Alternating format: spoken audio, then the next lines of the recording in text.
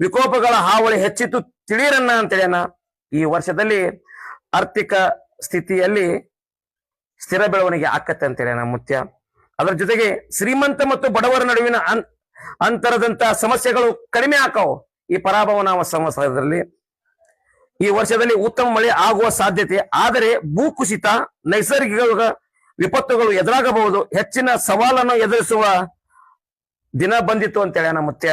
ಅದರ ಜೊತೆಗೆ ಜನರ ಆರೋಗ್ಯದಲ್ಲಿ ಸುಧಾರಣೆ ಆಕತಿ ಈ ವರ್ಷದಲ್ಲಿ ಬಹಳ ಪ್ರಮಾಣದಲ್ಲಿ ಮಳೆ ಪ್ರವಾಹ ಭೀತಿ ಆದರೂ ಯಾವ ರೀತಿಯ ಭಯವಿಲ್ಲ. ಈ ವರ್ಷ ಉದ್ಯೋಗಗಳು ಉತ್ತಮ ಆರ್ಥಿಕ ಕ್ರಾಂತಿ ಆಕತ್ತೆ ಅಂತೇಳಿ ನಮ್ಮ ಮುತ್ಯ. ಮುಂಗಾರಿ ಮನೆ 7ಆನೆ, ಹಿಂಗಾರಿ ಮಳೆ 9ಆನೆ.